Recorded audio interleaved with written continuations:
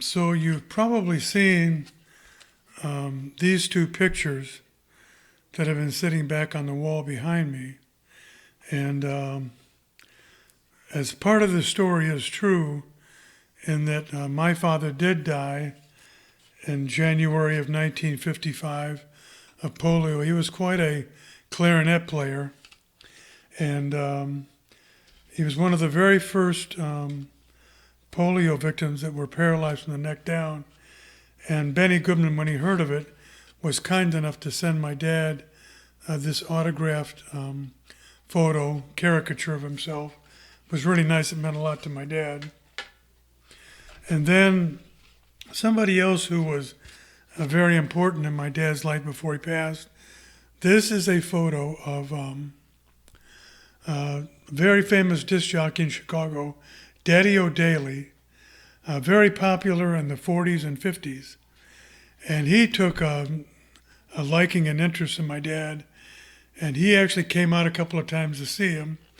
But more importantly, what he did was he gifted my dad a number of used 78 shellac discs so that my dad could have some music in the house.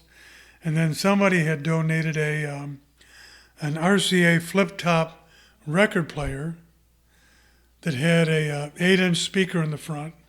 The cabinet was very beautiful. It was mahogany.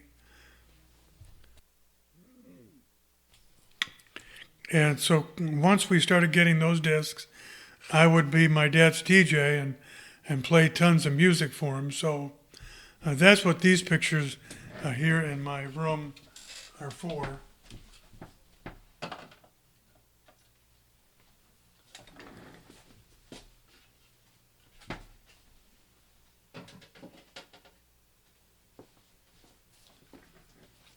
So you can still see that I have quite a bit of my dad's memorabilia. Sadly, I didn't keep the RCA flip-top record player. Eventually, it quit working. But that's it. But that's where my love of music and recording and all this stuff came from. So I came by it honestly. So here we are at chapter 25. Mookie and Marvin and I shot around for a little while longer. I've got to get back to campus, I state. I see you guys wearing sweatshirts with a knight on it. Is that some kind of a club or team you're on? Yeah, said Marvin. We play for the Chicago Knights. That's our hoop team. We're in this midnight basketball league. You know, one of those teams, there's plenty of them to play in this league. Well, I could know quite a bit about the game. Do you guys need any coaching help or anything? I might be interested in helping if you needed some. If you coach, you also have to play, but not for more than 10 minutes time in a 40-minute game, announced Marvin.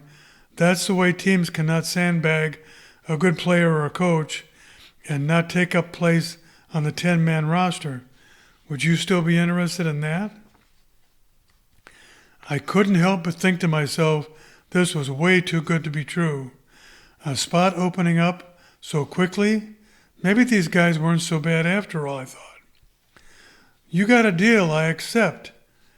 What time do you need me to come around for your next practice? Well, practice is today at 4, said Mookie. I hope you can come and you don't have classes or anything. No problem, I said. I'll be here. I hope the rest of the team will not have any problem with you guys bringing a cracker in and taking us along for the ride. Marvin smiled. Once they see you shoot, they'll think that you must be some long-lost son from the Boston Celtics. They all started laughing. We'll see you, Cracker, said Marvin, as they headed to the other end of the court. They both stopped and turned around, and they said, Hey, we can't keep calling you Cracker all the time. What's your real name? Well, my name's Bob Lawler, I add, and I'll be glad to come back and play. I grabbed my ball and started heading off down the street. As I got about 100 feet past the court, a white BMW 735 slowly pulled past and parked at the court. Mookie and Marvin slowly walked over to the car. Both boys stood back, seemed careful not to get too close or even touch the vehicle. Mookie glanced up to see me watching. He turned his back to me and put his hand behind his back, shielding it from the passengers. He motioned for me as it was best to get moving, and I did just that. As I got back to my dorm room, I found the door open and Father Spencer and Sergeant Jenkins inside and with a man with some blue overalls, a leather tool belt, kneeling on the floor by the corner of the bed. "Bob," said Father Spencer, "sorry about the intrusion. Phone company, that's all. We thought we had better get you a phone as soon as possible. Sergeant Jenkins took care of the speedy install. He's almost done." "Hey, Bob," said Sergeant Jenkins, noticing my outfit. "Did you play a little ball today?" "Yes, I did," and I smiled, wanting so badly to announce my immediate success to everyone. "Well, we'll talk in a moment," and I pointed to the phone man. "Okay," said Father Spencer. Said the phone man, "You're on the air," he announced. He quickly cleaned up his mess and left.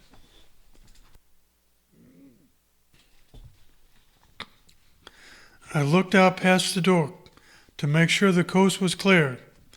Father Spencer and Detective Sergeant Jenkins looked at each other. "Bob, what's going on?" says Jenkins. "Are you losing it already?" "No, I'm in," I announced. "In what?" asked Father Spencer. "The Chicago Knights," I began. "I went down to shoot around over at the Beaupre Park, and there were two kids there, Mookie and Marvin. And they asked me, finally, if I would be interested in assistant coaching or something and even playing part-time." "You're kidding," said Jenkins, with a look of amazement on his face. "How in the heck did you pull that off so fast?" "Don't ask me," I said. "All I know is I'm in, and we have practice today at 4. "Sergeant, as I was leaving the court, a white BMW pulled up and was talking to the boys. Mookie and Marvin definitely wanted him out of there fast. I don't know why." "Yeah," sighed Jenkins. "Motown Matthews must be back. Big drug pusher in the area. We've arrested him a dozen times. He always seemed to make bail. He ends up locked up for a couple of days, but after a while, each time he's back out on the street. Got more lives than a cat that I know of. Big trouble, that one." "Do you think the Mookie and Marvin are working for him?" I asked. "I hope not," answered Jenkins. "We think he may be responsible for at least 3 homicides I mentioned yesterday." "Sergeant, I got the impression," added Bob, "that they were being super cautious. They stood way back from the car, not too eager to get close. Their motioning me away seemed to indicate they knew what kind of trouble had just pulled up in the BMW. I'll try and find out a little more this afternoon." "Bob, just be careful," stated Father Spencer. "We don't need to solve this case in one day, remember."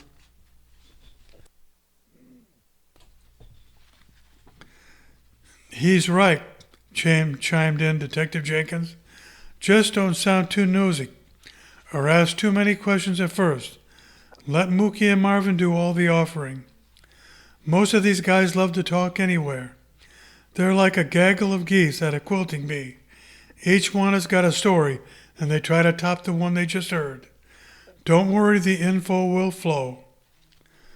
Father Spencer and Detective Jenkins excused themselves and let me shower before I left for class. Jenkins gave me 3 special phone numbers to Jenkins' home, office, and private car phone. Jenkins also pulled out a small, handheld portable phone. "Bob, this is for you," said Jenkins as he handed me the phone. "Carry this with you at all times, in some sort of gym bag or something. If you need me or Father, use it." I took the phone and I thanked him. I closed the door. I moved toward the bathroom, placing the phone on the dining room table, and I go in to shower, sliding the curtain back and adjusting the water. I step in and let the stream hit me directly on top of the head. I made the water a little warmer and laid my hands on the front of the shower wall and just stood there kind of half asleep, half thinking about the white BMW. Were Mookie and Marvin peddling drugs? How much were they involved? I would find out soon enough.